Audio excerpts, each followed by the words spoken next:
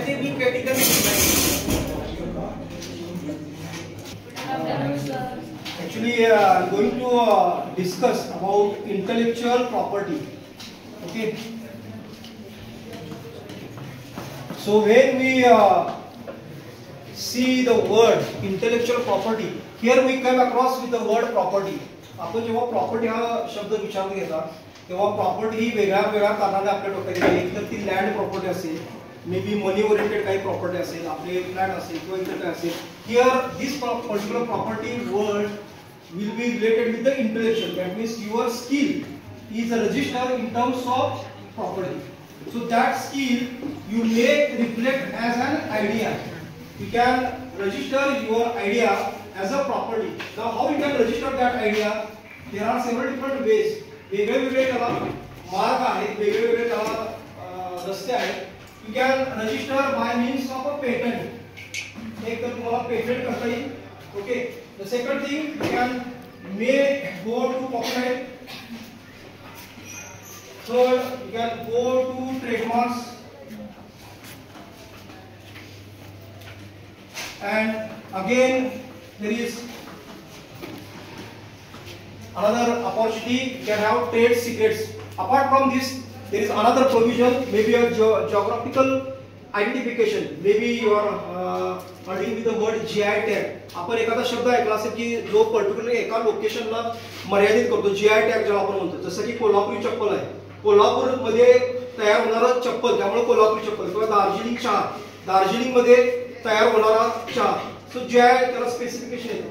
हे बाकीचे जर आपण सोडले तर हे चार मध्ये हे जे काही इंटेलेक्चुअल प्रॉपर्टी आहेत that we can execute.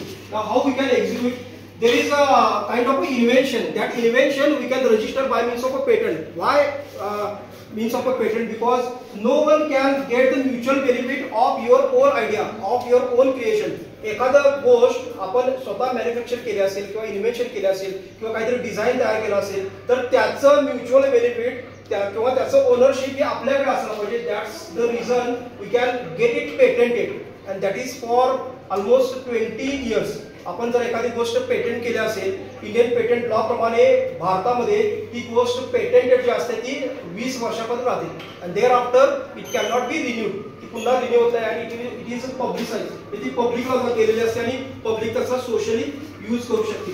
The second thing is copyright. Maybe you are coming across with your skill with respect to music असेल, with respect to your writing skill असेल.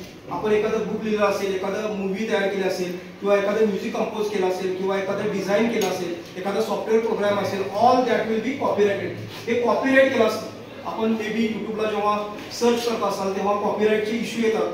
कॉपीराइटचे इश्यू याचा अर्थ काय की आपल्या ज्या काही आयडिया आहेत किंवा आपल्या जे काही इंटेलेक्चुअल थॉट आहे, जो थॉट हा म्युझिकच्या नवीन पद्धतीने तयार झालेला आहे किंवा नवीन पुस्तकामध्ये आपले काही ओन थॉट्स आलेले आहेत, हे सगळे जे आहे ते तुम्ही कॉपीराइट करत असाल तर त्याचा कुणी इतर आपल्या कन्सर्नने वापर करू शकणार नाहीये.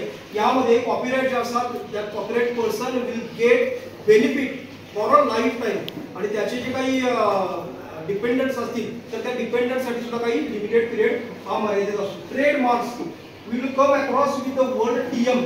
कुठलाही एखादा प्रोडक्ट जर आपण कमर्शियल प्रोडक्ट जर बघत असाल तर असे मार्क केलेलं असतं TM, trademark. So maybe that particular product is having certain kind of a symbol. त्याला काहीतरी सिम्बॉल असेल. Maybe it is having a tagline or maybe it is having certain kind of a clip art. त्याला काहीतरी clip art असेल, symbol असेल, remark असेल. All that will be trademark. जसं की ऍपल आहे, ऍपलचं एक छोटासा कट केलेला तुकडा असं ऍपलचा ट्रेडमार्क आहे, सिम्बॉल आहे. किंवा काही कंपनीजला किंवा काही प्रोडक्ट्सला टॅगलाईन असतात. ती टॅगलाईन पर्टिक्युलर त्या पर्टिक्युलर प्रोडक्टची असते. So that particular reflects the